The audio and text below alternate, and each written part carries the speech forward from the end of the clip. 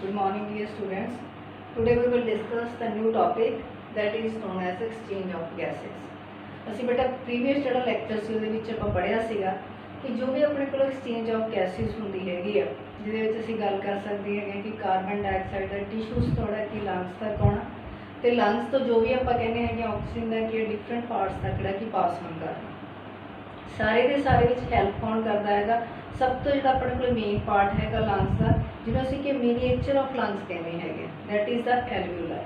ਕਿਉਂਕਿ ਬੇਟਾ ਐਲਵਿਊਲਾਈਜ਼ ਦੇ ਵਿੱਚ ਕੀ ਕੈਪਿਲਰੀ ਜਿਹੜੀਆਂ ਪ੍ਰੈਜ਼ੈਂਟ ਹੁੰਦੀਆਂ ਨੇ, ਜਿਹੜੀਆਂ ਕੈਪਿਲਰੀਜ਼ ਕਹਿੰਦਾ ਕਿ ਮੇਨ ਰੋਲ ਪਲੇ ਕਰਦੀਆਂ ਨੇ ਐਕਸਚੇਂਜ ਆਫ ਗੈਸਿਸ ਦਾ, ਕਿ ਆਕਸੀਜਨ ਜਿਹੜਾ ਕਿ ਪਾਸ ਔਨ ਕਰਨਾ ਤੇ ਕਾਰਬਨ ਡਾਈਆਕਸਾਈਡ ਜਿਹੜਾ ਕਿ ਲੈਣਾ। ਉਹੀ ਆਪਾਂ ਡਿਸਕਸ ਕਰਾਂਗੇ, that is the exchange of gases. Carbon dioxide ਤੇ ਆਕਸੀਜਨ ਜਿਹੜਾ ਕਿ ਐਕਸਚੇਂਜ ਕਰਨਾ, ਜਿਹੜੇ ਆਪਣੇ ਕੋਲ ਦੋ ਸਟੈਪ ਦੇ ਵਿੱਚ ਹੁੰਦਾ ਹੈਗਾ। ਸਭ ਤੋਂ ਪਹਿਲਾਂ exchange of gases between alveoli and the blood, ਕਿਉਂਕਿ ਜੋ ਵੀ ਬੇਟਾ ਗੈਸਿਸ ਨੇ ਜਾਣਾ ਹੈਗਾ ਉਹ ਕਿਹਦੇ ਦੁਆਰਾ ਜਾਣਾ ਹੈਗਾ? ਬਲੱਡ ਦੁਆਰਾ ਜਾਣਾ ਹੈ।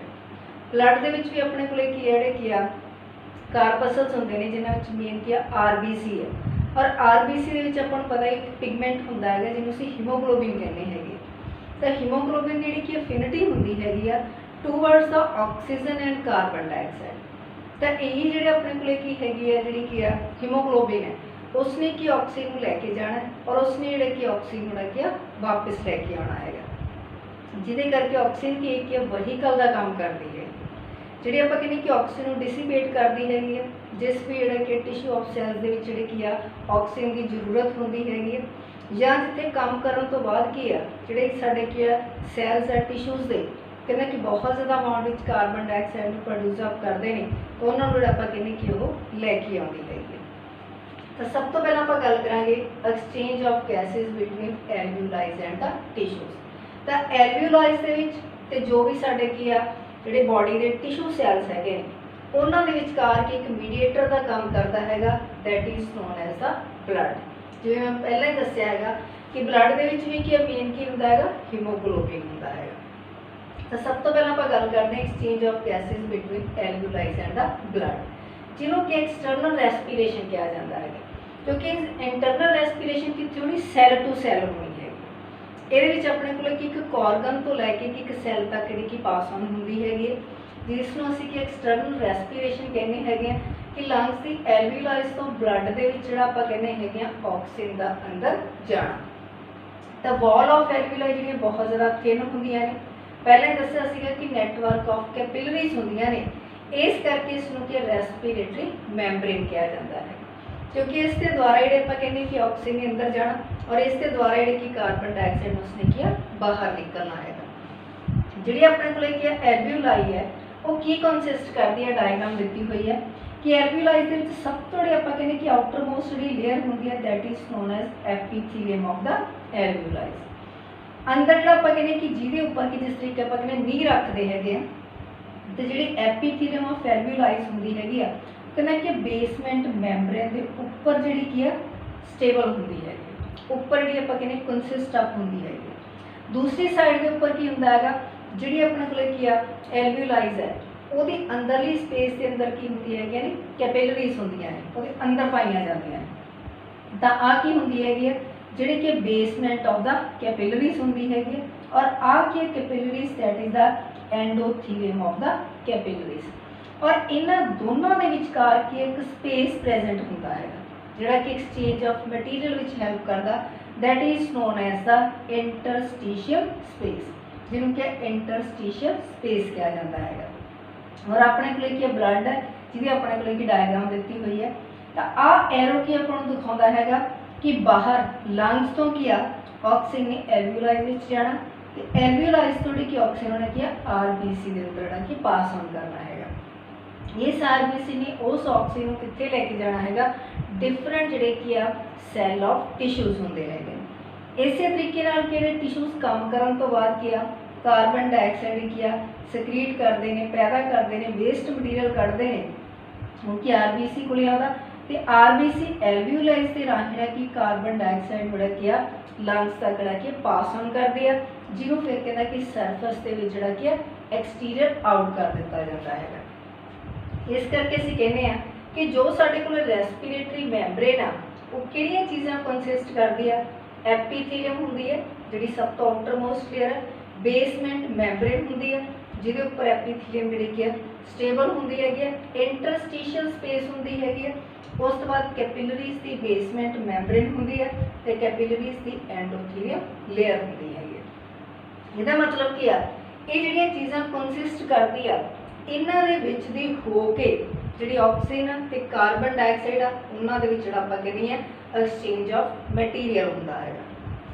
नाल दे नाल आपां भी पढ़िया सी बेटा कि जो भी कार्बन डाइऑक्साइड दी या ऑक्सीजन दी एक्सचेंज होनी है डिफ्यूजन मैथड द्वारा होनी।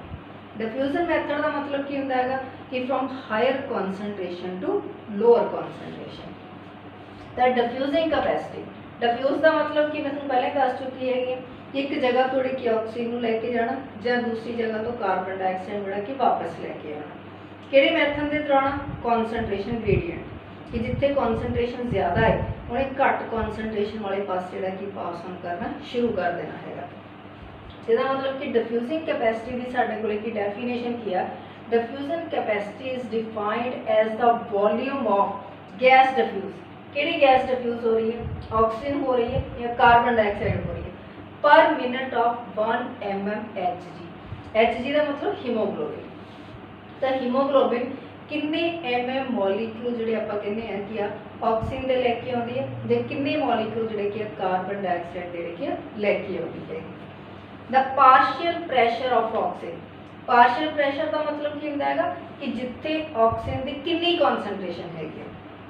Partial pressure of oxygen in alveoli 104 mm Hg than in pulmonary arteries. Pulmonary arteries का मतलब की है जिन्होंने आप कहने कि डीऑक्सीनेटेड है कि ब्लड लैके जाना है। तो जो आप गल कर रहे हैं 104 mm साढ़े को एल्वियोलाई दे विच जिहड़ी ऑक्सीजन हैगी है ते आर्टरीज दे विच 95 है।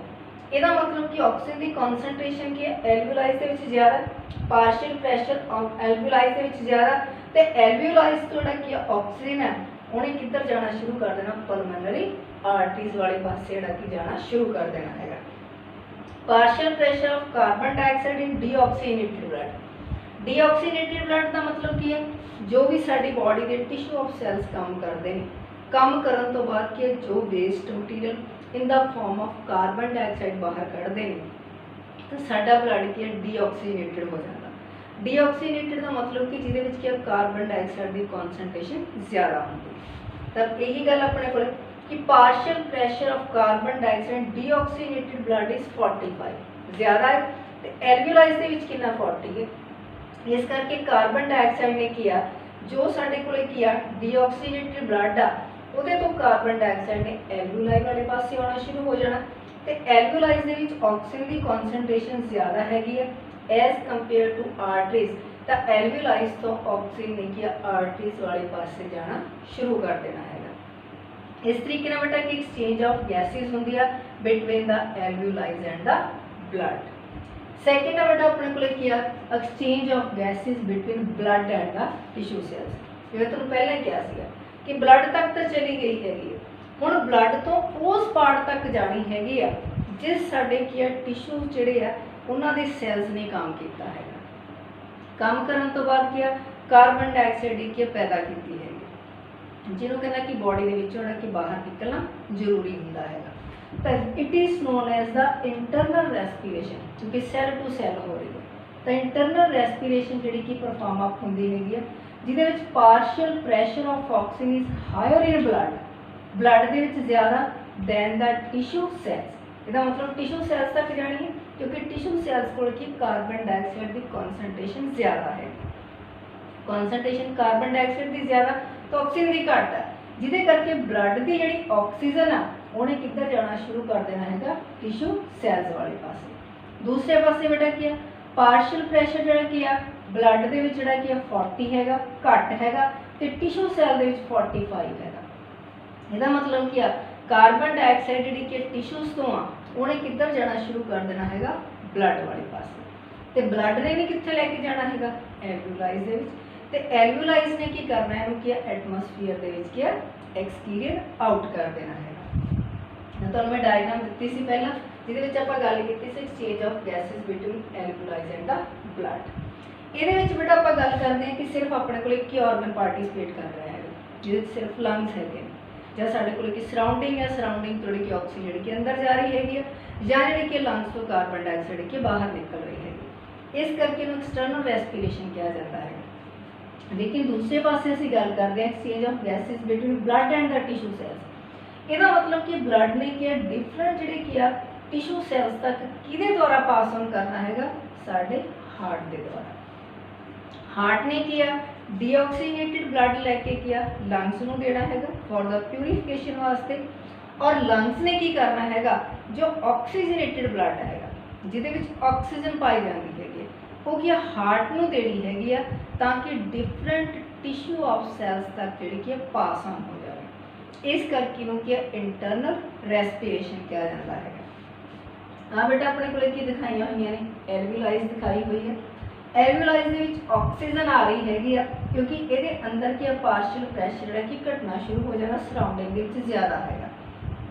ਇਹ ਜਿਹੜਾ ਆਪਣੇ ਕੋਲੇ ਬਲੱਡ ਹੈਗਾ ਇਹ ਆਕਸੀਜਨ आ रही है, ਆਕਸੀਜਨ ਨੇ ਕਹਿੰਦਾ ਕਿ ਸਭ ਤੋਂ ਪਹਿਲਾਂ ਕਿ ਪਲਮਨਰੀ ਵੇਨਸ ਦੁਆਰਾ ਕਿੱਥੇ ਜਾਣਾ ਹੈਗਾ, ਸਾਡੇ ਹਾਰਟ ਦੇ ਵਿੱਚ ਜਾਣਾ। ਹਾਰਟ ਨੇ ਕਹਿੰਦਾ ਕਿ ਫਿਰ ਡਿਫਰੈਂਟ ਬਾਡੀ ਪਾਰਟਸ ਤੱਕ ਜਿਹੜਾ ਕਿ ਆਕਸੀਜਨੇਟਡ ਬਲੱਡ ਲੈ ਕੇ ਜਾਣਾ ਹੈਗਾ। ਜਿਹੜੇ ਸਾਡੇ ਕੀ ਟਿਸ਼ੂਸ ਤੇ ਜਿਹੜੇ ਕਿ ਸੈੱਲ ਕੰਮ ਕਰ ਰਹੇ ਹੈਗੇ ਨੇ ਉਹਨਾਂ ਦੇ ਵਿੱਚ ਕਾਰਬਨ ਡਾਈਆਕਸਾਈਡ ਦੀ ਕਨਸੈਂਟ੍ਰੇਸ਼ਨ ਵੱਧ ਜਾਂਦੀ ਹੈ। ਉੱਥੇ ਜਿਹੜੀ ਕਿ ਆਕਸੀਜਨ ਨੂੰ ਡਿਸੀਪੇਟ ਕਰਨ ਵਾਸਤੇ ਜਿਹੜੀ ਪਲਮਨਰੀ ਵੇਨਸ ਨੇ ਉਹ ਆਕਸੀਜਨੇਟਡ ਜਿਹੜਾ ਕਿ ਬਲੱਡ ਉਹ ਕਿਹਨੂੰ ਦਿੰਦੀਆਂ ਨੇ, ਹਾਰਟ ਨੂੰ। हार्ट फिर उन्होंने किया डिफरेंट ब्लड ऑफ टिश्यूज तक लेके जाता है। दूसरे पासे बेटा क्या एरो बनाया हुआ है बाहर निकलने वाला, बाहर केड़ा निकल रहा है कार्बन डाइऑक्साइड कि साडे जिहड़े ब्लड आ जिहड़े कि टिश्यू सैल्स ने जो काम करते हैं तो कार्बन डाइऑक्साइड ही सिक्रीट करते हैं जिहदे करके जिहड़ा कि साडा ब्लड के डीऑक्सीजनेटेड हो जाता है। ये प्यूरीफाई होने वास्ते सब तो पहला कित्थे जाता है, हार्ट कोले जाता। हार्ट फिर उन्होंने प्यूरीफाई करने वास्ते कितने भेजता है, साढ़े लंग्स को भेजता है। इस तरीके नाल जिहड़ा प्यूरीफाई जिहड़ा साढ़े कोले किया ब्लड है जिन्होंने असीं ऑक्सीजनेटेड ब्लड कहने वो भी पहला किया लंग्स को जाता है, लंग्स तो फिर किया हार्ट को आता, हार्ट उन्होंने फिर किया डिफरेंट जिहड़े कि साडी बॉडी के पार्ट्स तक जिहड़ा कि पास ऑन कर दिंदा है। इस तरीके नाल बेटा किया एक्सचेंज ऑफ जिहड़ी की गैसिस अपीयर अप होंदियां हैगियां ने किहदे विचकार ब्लड दे विच ते tissue cells they which. Thank you.